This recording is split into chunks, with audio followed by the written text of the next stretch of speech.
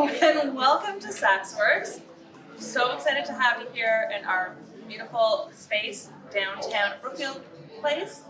Bessie, if you were planning on coming and joining us right now. My name is Rachel Sklar. I am the VP Programming and Content here at SaksWorks.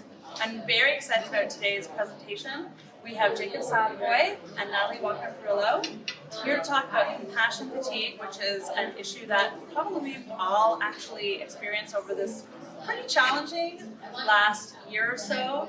And if we haven't experienced it directly, consistently, I'm pretty sure we know people who have been suffering, struggling, and Jacob and Natali are going to talk about strategies for avoiding triggers, avoiding burnout, and explaining the phenomenon. And it's a very 2021 phenomenon, and SaksWorks is a very 2021 space. We're a new membership space. We have locations here at Brookfield Place, the SaksWorks flagships, or the SaksWorks flagship, as far as I'm concerned, because that's where I go when I go there. And we just opened in Greenwich, and we'll be opening in Manhasset. And basically, SaksWorks is a membership club for work, for life, for serving your needs in this moment, for deciding how you want to live your life and incorporating wellness. We have wonderful wellness programs. We've got a beautiful fitness classes. We've got yoga and HIIT classes. That's I'm pronouncing it right. HIIT. Clearly, I haven't done one, but I'm going to hit that HIIT class really soon. We are so lucky to have Body Squad here in this location for recovery after you hit that HIIT class. And of course, we have our wonderful SaksWorks programming, which you're about to experience today. So thank you so much for coming. Please make sure you grab a lunch. And today's a special day. We have donuts and Diet Coke because it's a special occasion. But for now, we're going to focus in on Jacob and Natali to tell us all about compassion fatigue and how we can combat it. So without further ado, I'm going to make sure this is safe for Jacob, and this will be on the center table if anybody needs it. Jacob and Natali, please take it away. Thank you. Thank you, Rachel, and happy birthday. Jacob and I are really excited to be here today, and we thank you for giving us this opportunity. Jacob and I actually started talking about this idea of burnout several years ago because in our field of behavior analysis, there was a research article that was done in 2018 that showed that 50% of behavior analysts were citing a lack of accomplishment and 26% of emotional exhaustion. And it was with that information that made us, really kind of sit down and think, how can we use our science to ultimately improve people's lives? If you're unfamiliar with our background, Jacob and I are both behavior analysts, and the science of behavior analysis addresses the environment in order to improve people's lives in socially significant ways. So here we are with this amazing science, and why is our field not using it? Then we came to 2020, and Jacob and I were like, we really do have to do this project. So in addition to doing this talk, we also want to thank our mentors and supervisors at our respective schools, because we're both in PhD programs and are tackling and juggling this project on compassion fatigue and burnout. So we want to thank them, and we can just do the next slide. So as I mentioned, we're going to talk to you about using a behavior analytic perspective to address burnout. Oh, it's not up there. There we go. Okay. So we're going to talk more about burnout and the signs and symptoms of burnout. But again, our science asks us, what can we do to change the environment, to change and improve our lives? Jacob and I were sitting and thinking, why do we have to experience burnout? Are there ways that we can address the burnout before we get to that place of no return?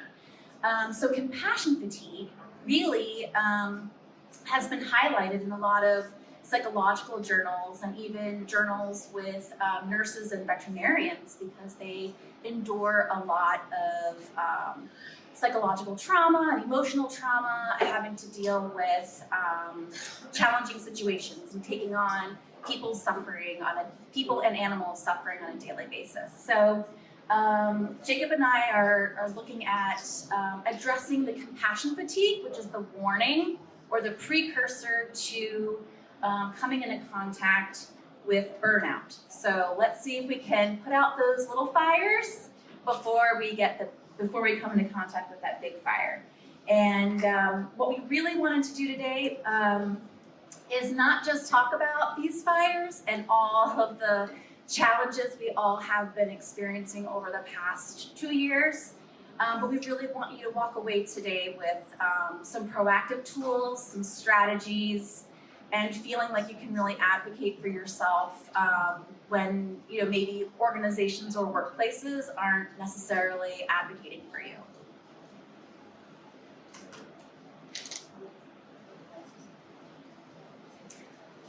So we have Jacob. So I think everyone's kind of seen this, or at least I have, on like kind of various walls. And it's one of those things where we feel some of the symptoms that would be described as compassion fatigue, and we ignore it. It's not in our frame of reference, right? We push it away. We focus on various things in our day, or we try to tackle that one of the fire, but the reality is we're not addressing the larger problem. And we'll talk about what that larger problem is that we're living our life either in the past or in the future, and not focused on the present moment. Not focused on what values we have in this present moment to access what is actually happening in our lives, right? So instead of ignoring, it's how can we take a step back, reflect on what's actually happening, and commit to behaviors and actions that are aligned with what we want to do in our work, what our values are. And that does sound, it sounds easy, but it isn't, right? Because there's so much, we're bombarded with expectations. We are bombarded with people, with demands from various people. And it contributes to overwhelm. And in a place of overwhelm, we're not able to function at our optimal level. And if we're not functioning at our optimal level, then we're in this situation where we're having a cup of coffee, we're feeling overwhelmed, and it's this is the way life is. I accept this for what it is, and that's not where we should be, right? Those are going to be high levels of stress, and it's going to be unhealthy, and it's not going to be able to maintain for long periods of time. So there was an article published in the Harvard Business Review, and as we have been discussing, and Jacob has also shared, we have been living in this always-on world, right? Where burnout was always kind of on our shoulders, creeping up. But then 2020 happened and our lives completely changed. And all of a sudden, burnout was an immediate reality for all of us. People lost jobs. Our workspaces changed. We were living in our workspaces. Some people had a lot of job insecurity, which then made food and where are we living, questions. People who are working on the front lines, people who are in the caring fields, were all taking on much more than what they were previously taking on. And all of a sudden, burnout is this hot topic, right? So what do? How do we navigate our home lives that are now also our work lives, and for some of us, our children's educational spaces as well? So how do we navigate these very confusing spaces and set boundaries in order to protect ourselves?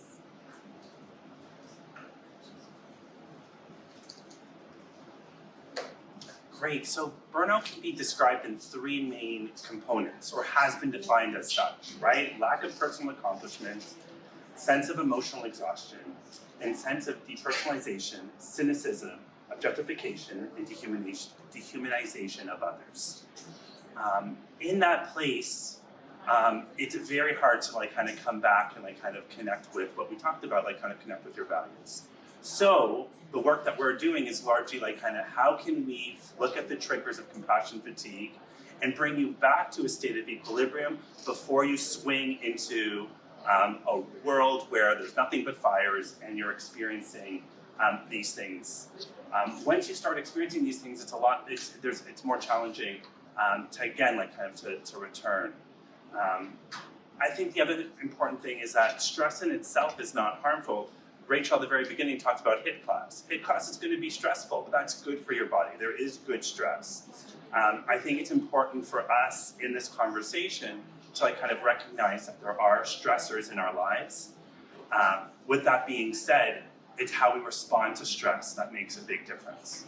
And that will have the impact on whether we handle it with respect to like kind of our commitments and what we want to accomplish, or whether we allow that to like kind of contribute to compassion fatigue. And hopefully, and eventually, if we do not address compassion fatigue, into something later, which could result in burnout. And so what is compassion fatigue? Compassion fatigue is the cost to caring. It's taking on literally the suffering and challenges of other people. And like I said, compassion fatigue is often discussed in research journals when talking about caring fields like medical field, doctors, social workers, psychologists, veterinarians. But I think what we all have experienced as a result of 2020 is that we all do deeply, I think, feel connected to one another. And, you know, at a basic level, we all are wanting to be, you know, with other humans. And so we all have been very vulnerable to taking on other people's sufferings, because I'm sure you all know someone who has been affected by the pandemic in some profound way. So, just a little lag here.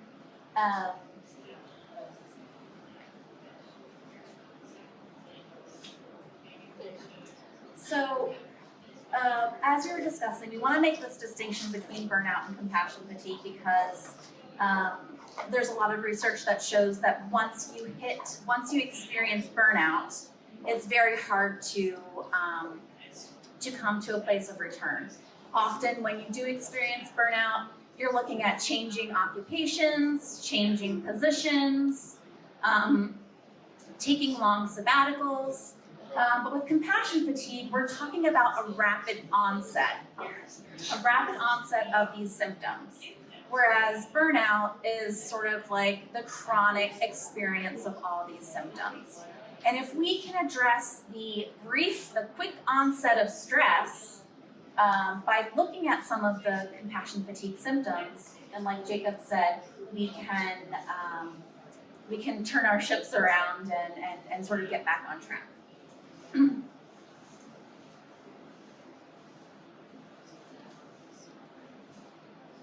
So I think there are two things I want to highlight today.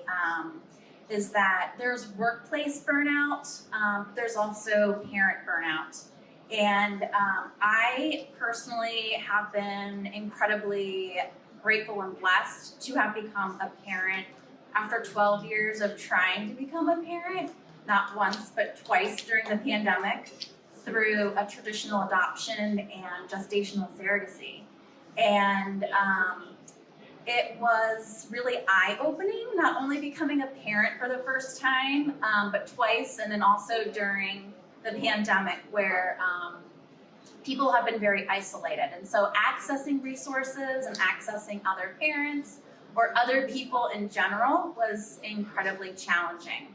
And I think it's very important to make that distinction while we're talking about burnout, that there is the burnout from your job, from your workplace situation, and then there's also burnout being a parent which poses a lot more challenges, right? You can't take paid vacation time from being a parent. You can't take sick days. You can't change your occupation. You are sort of forced to be very creative, and we'll talk a little bit about strategies and some ways that you can advocate for yourself as a parent and take just a few minutes a day for yourself. But we just wanted to highlight here just some of the fields that are at risk. Veterinarians actually experience 2.7 times more likely to die by suicide because of the incredible amount of emotional exhaustion they come into contact with, and because their clients, their patients, are unable to communicate to them pain, and they are unable to communicate back to them about what they're doing and how they're going to be there to help them. So this is very real.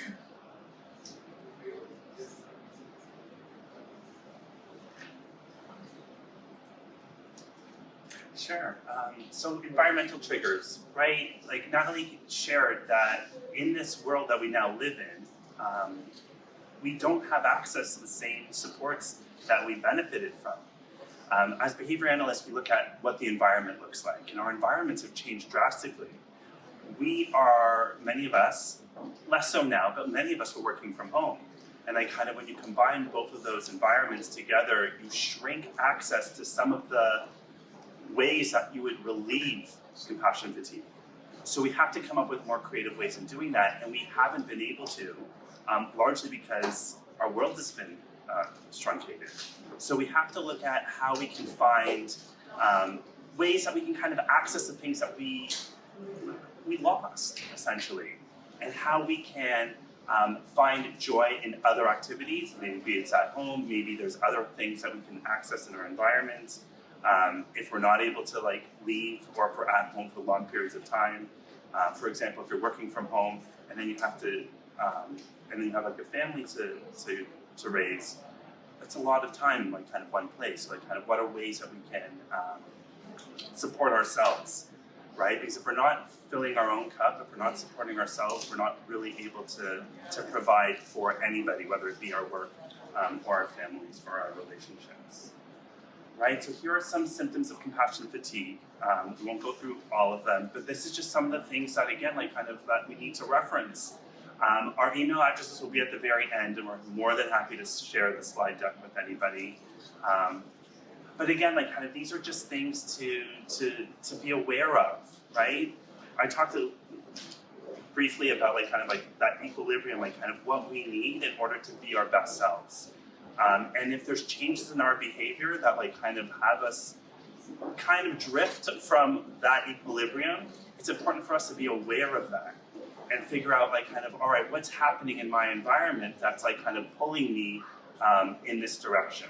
We'll talk a little bit more about that when we talk about being pulled in different directions based on societal pressures or environmental pressures. And we'll talk about how we can pull ourselves back away from those and into a realm of values and committed actions. So we have the choice, as Jacob said, when we do start to experience some of these symptoms of compassion fatigue. We could either totally burn out if we aren't reevaluating our lives on a daily basis, or we can use this opportunity to be resilient. Okay, so these are the symptoms that I'm experiencing. What can I do to acquire more skills, acquire more tools? What can I do to become a more resilient and persistent person? Right, so here's a quick mindfulness exercise. And I think about this often when I'm on my computer and I have all the tabs open. And it's that's the way my brain's working right now, right? That's not good, for lack of better words. That's not the way that I want to be. I want to be focused and committed to the work that I'm currently doing. Instead, I got all the tabs open. And I think about this, just how helpful it would be just to clear work from one tab or two tabs, three tabs at most, And this is something that I'm still working on, right? Delete the history and like kind of just be present with what you're doing, find joy in what you're doing, and like kind of all the other stuff, that can be handled later. It doesn't have to be like kind of in the now, right? We'll talk a lot about this, but it's like kind of how do we gain that sense of presence? So this is an ACT matrix. ACT stands for Acceptance and Commitment Training. It's derived from the Hexaflex, which allows us to be cognizant of our level of psychological flexibility and our psychological inflexibility. And I'm going to walk you through what this is. And I'm like kind of, hopefully you'll find like kind of some use in this. But step number 1 is focus on the rectangle in the bottom right-hand quadrant. And these are where I'd like you to write your values. Like what's important to you? What matters to you?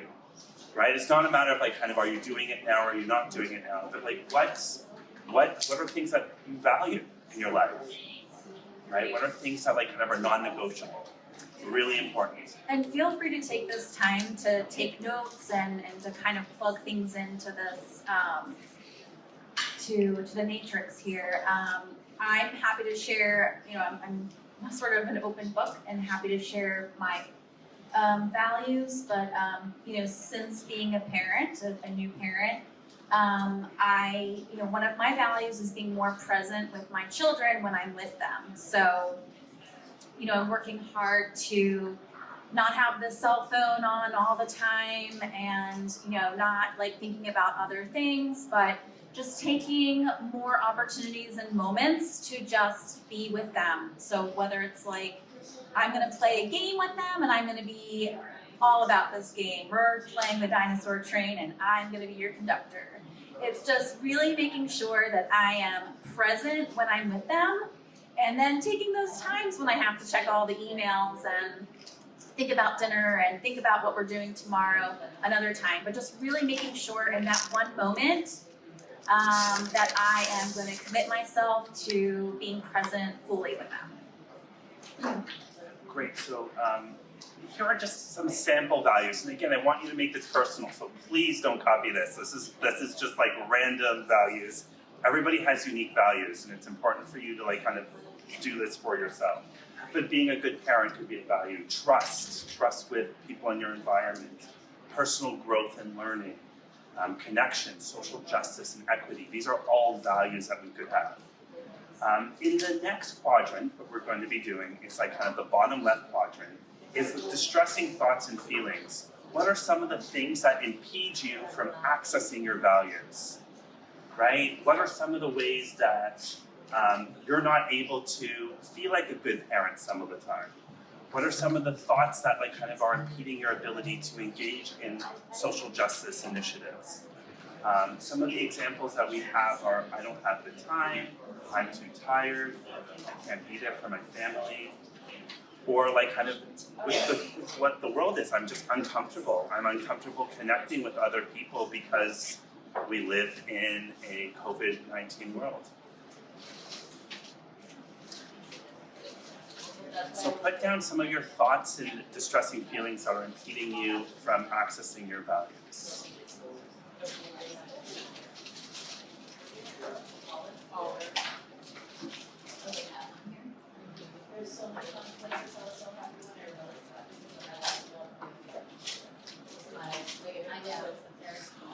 Okay, so the next thing, so we've talked about like kind of these are the thoughts and feelings. Now, what are the behaviors? How are these thoughts and feelings contributing to behaviors that you're engaging in, right? So like, what are some of the things that you're doing now? How are these feelings like kind of manifesting itself in your life? Right, and you'll see that the things on the left side are things that are moving you away from your values. And it's important to like kind of presence this, to like kind of be aware of this, to have this out in the open. Because otherwise, like kind of like the dog in the fire, you have all of these things happening, but you're not aware of it. So you're sipping your coffee and it's like, this is fine, this is life. But again, being aware of this allows you to access what we're going to talk about on the right side. This is where the good stuff is.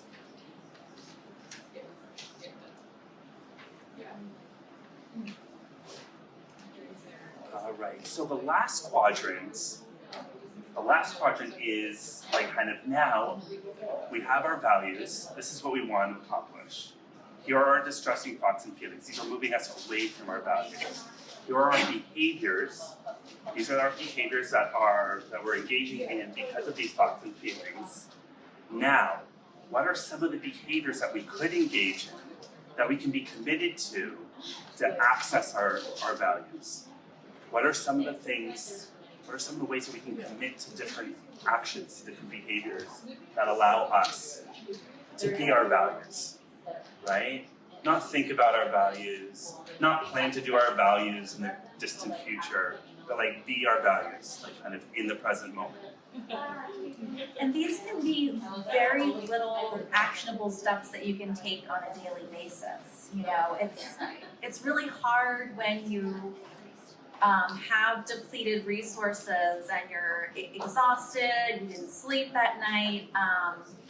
These are little steps that you can take each day that will allow you to access your personal values fully. So whether it's, you know, making sure that maybe you take 5 minutes, I was talking to Rachel about this earlier, locking yourself in the bathroom for 5 minutes, just taking a deep breath in, breathing out, and just recentering yourself, refocusing yourself. Or maybe it's about, you know what, I'm gonna call that person that I haven't talked to in a really long time. One of my values is being more socially connected to people. I feel like, you know, the pandemic, I feel very isolated. So I'm gonna schedule just, you know, a quick phone call to a friend just to check in and see how they're doing. But the engaging, committed behaviors are really the steps that you can take every day that are attainable for you. So don't think about, okay, I'm gonna, you know, schedule an hour phone call with, you know, Bob, my cousin.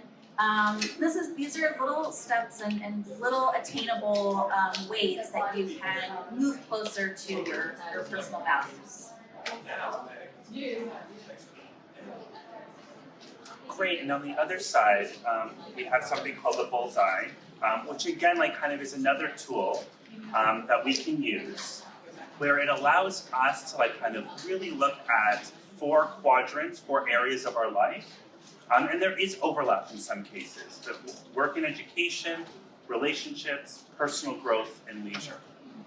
And it allows us to really think about how committed, like kind of where are our work and education values, what are our relationship values, etc.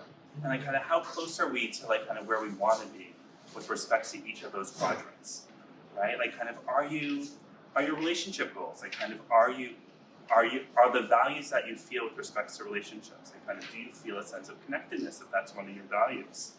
And if you don't, like kind of that then like kind of presents a way and an access to like kind of how do I fix that? Sharing an example, there was a friend of mine who I hadn't been in touch with in a long period of time. And it just, the longer I waited, it felt worse, and it felt worse, and it felt worse, and I kept putting it off. But what's my value? It's like kind of here is a good friend that I'm choosing to ignore, right? Which is an away behavior, it's away from my values. And you're connected, and like kind of all of those, and then I would say fear, like kind of fear of like kind of him thinking I'm a bad friend, fear of him thinking that I'm not there, or that I'm irresponsible, or that I've done something in the past. All of that dissipated because again, like kind of I'm living in my values. I'm committed to having connected relationships, which is so hard, like kind of in our current environment, because we're not able to like kind of see one another. And Zoom fatigue is a real thing. So it's like, how can we, even in this context, even in this environment, how can we move towards our values? And that's that's where we want to be, like kind of. So here on the bullseye itself, like kind of put an X to where you think you are, right? Like kind of write down like kind of your leisure values, your relationship values, personal growth and health values, work and education values. Think about like kind of what is important to you, what you want to create in these areas of your life. And then assess, right? Like kind of it doesn't have to be exact and it's going to change, right? Like kind of in time, like kind of it's not static, right? Like kind of it's very dynamic. Where are you? And like just realizing that like kind of, I've lost touch of my values and leisure. And lots of us have, because lots of things are closed. It's like, knowing this, it's like, great. So now what do you value with respect to leisure? And what committed behaviors and actions can we engage in to get us there? Not in the future, but like, how do we do that now? How do we incorporate that in your life? An example for me with respects to leisure and health, I bought a bike. I ride to work most of the time, right? And it's something that like kind of I'm now able to do because like kind of these were things that like kind of my presence in my life. It's like I'm not doing this, I'm not doing that. I'm moving away from what I want to be doing in my life. I'm gonna get a bike and I'm gonna get more healthy and it's functional because I have to get to work. So now we want to just, because this is a very intimate, setting, feel free to share with us all, if you'd like, what has been working for you? What are some ways that you have been able to support yourself? Maybe it's, going to the playground and asking a friend who you trust to watch your child for like 5 minutes while you sit on the bench and just take some time to meditate or to just take some big deep breaths or listen to a song for 5 minutes on your cell phone. But we really want this to be an opportunity for you all to share what has been working for you individually, because not all the strategies are going to be applicable to everyone because we all have very different backgrounds. We all have different access to resources. So not every solution is going to be applicable to every person. So we really would love for this to be a time where we can sort of get creative and innovative about what has been working for you. How have you been able to navigate these last few years? What has been working for you in terms of connecting with other people or maybe setting boundaries, maybe saying no more to commitments? If anyone wants to go first or share. This actually leads into a question that I had because one of the things that I find really relaxing and I really enjoy is zoning out with my phone, checking Twitter, scrolling Instagram, interacting in DMs, reading an article.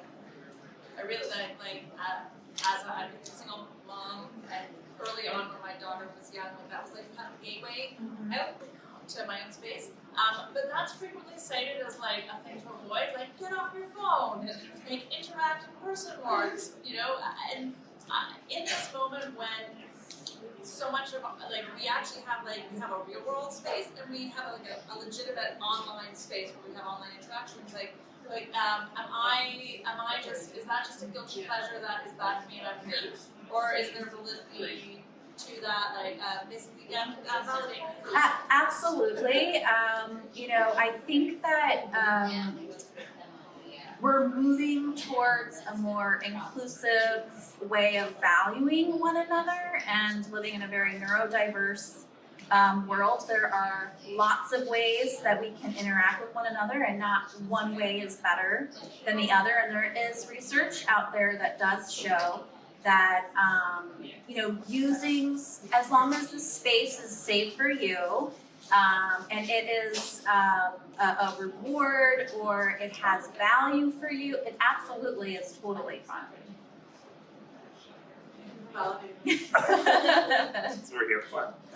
Not every person is going to feel comfortable interacting one-on-one, face-on-face with people. Some people feel more comfortable interacting with others with a few steps, between them, and that's totally fine. If you personally feel more connected and you get something from that, that is where your value is, right? Like, Yeah. that is where your joy is.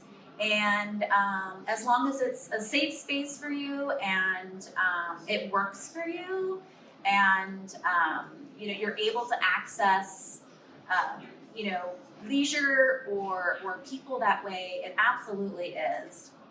100%. I think there are studies obviously that suggest that it's a negative thing, and I think that depends on, again, like kind of how you're using it, like kind of are people using it for validation of themselves, right? Like kind of, there's a lot of research that shows that like kind of there is a negative correlation between like kind of being online, like kind of engaging with like kind of social apps. With that being said, it depends on how you're using it, and if you're using it as a release to like kind of like as a break, it can be hugely beneficial. Whereas if somebody's using it for other means, it doesn't necessarily. Yeah, I can see how it could become something that's not as helpful. But again, that's why everything is individualized, right? Like kind of what are your values? It's going to be different than someone else's values, and a strategy that's going to be effective for one person is going to be different than something that's going to be effective for another. So it's again like kind of important to realize like kind of where your equilibrium is, and then like kind of find out ways of creating like kind of behaviors and plan activities to allow yourself to access ways to like kind of become more balanced. So, what was that? Don't watch 2 hours of TikTok. Right. Limit yourself. But if anyone else wants to share, and feel free not to share. So I work from home, so I don't really get a balance. So every morning, most mornings, I take about an hour walk. I like listen to music, but I put my phone away. I try as hard as I can to like not think about the workday coming up, but just kind of take time to whether think about my relationships, what I want for dinner, just like anything but work. And it kind of creates good separation for me. And then I feel good about myself already accomplished something, so that's something that's worked really well for me. That's excellent. And something like as simple as taking a walk, right? Like, we all can access that activity. Just leave your place, right? Whether you live in the city or in the suburbs, just get out and get out of your place, get out of your space, and out into another space, right? That's an awesome example. Yeah, it's great. I can see lots of people like kind of doing that walk and feeling guilty because like kind of they're not doing this and not doing that. So like kind of like it's perfect, right? Like kind of free your mind. You're doing it for that reason, to like kind of like come and like reach and be available for your day. And I imagine if something comes up and it derails you and you're not able to have that walk in the morning, like kind of those days are probably less smooth because they kind of that's now part of your routine, which is so necessary. And we all need outlets like that. And that actually brings up a good point too, and it sort of goes back to Rachel's point, is that we often also set personal barriers just by judging ourselves. And just know, like if Monday you aren't able to go out on a walk, like that's okay, we're talking about, taking daily steps towards meeting our personal values, but, I think we often, put additional pressures on ourselves and expectations and barriers and judge, like, oh, I didn't get a chance to go out on that walk. I'm not moving towards this place. But, you're just being mindful of that. Like, okay, I didn't do it today. I'm going to just keep pushing through, and tomorrow I will, right? I did it once today, so I feel better. Well, there you go.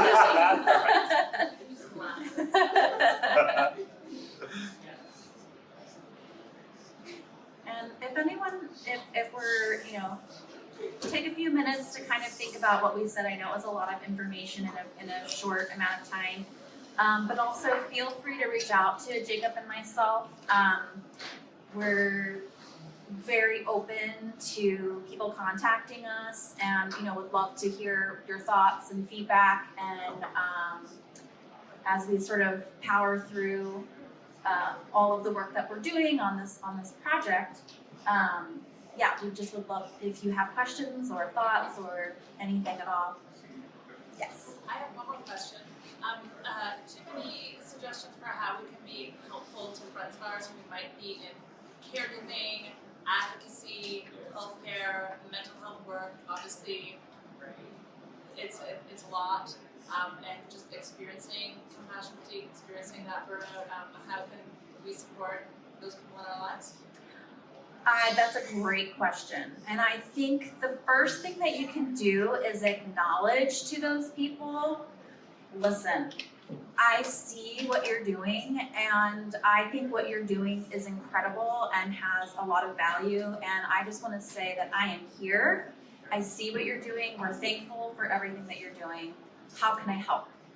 Because I think that each person is probably going to have different ways that might be more supportive for them. But I think first acknowledging to that person that what they're doing is going above and beyond, and that you're there to help them with whatever that means. If they're a parent, offering to watch their kid for a few minutes while they go take a shower and just enjoy warm water for a minute.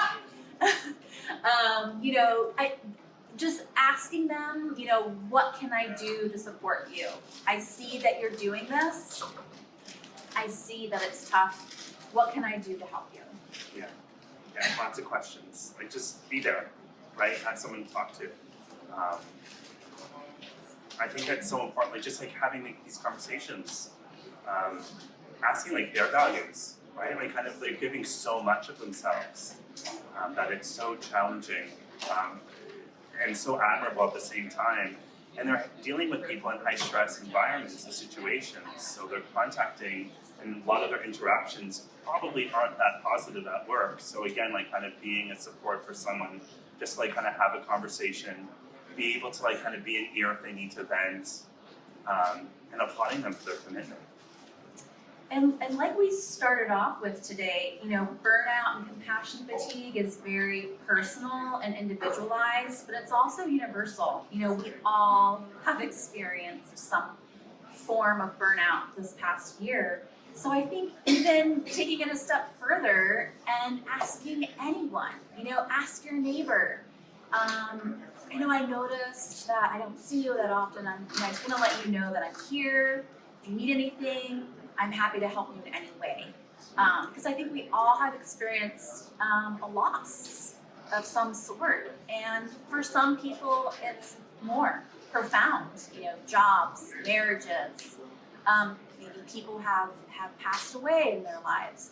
So I think, we can, absolutely ask our carers out there, how can we help them? But I think it's important for us to move towards a more compassionate community and expand, take it, beyond. Ask your friend, ask your sister, ask your neighbor, ask anyone, like, how are you doing? How are you doing today? And how can I help you?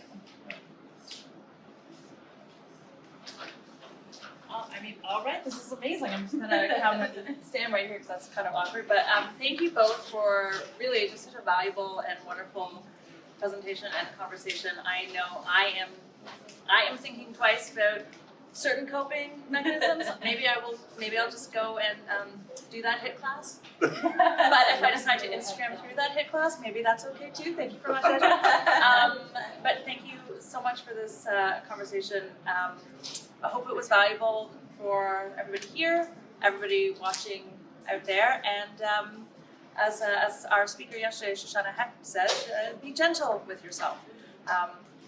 Really, really important to see yourself and see others and let people know that. So I feel like this is just a really valuable lesson, and on a personal note, like it's the best birthday present I could have had. So thank you so much, Jacob and Natali. And I am going to call Bob my cousin. Jacob's my cousin. So this is how we network together, right? Thank you so much, and please, this is the kind of stuff we do at SaksWorks, and it's pretty special. So please come in. If anybody would like a tour, we are happy to offer one. And make sure you get some lunch and a donut. Thank you again. Thank you.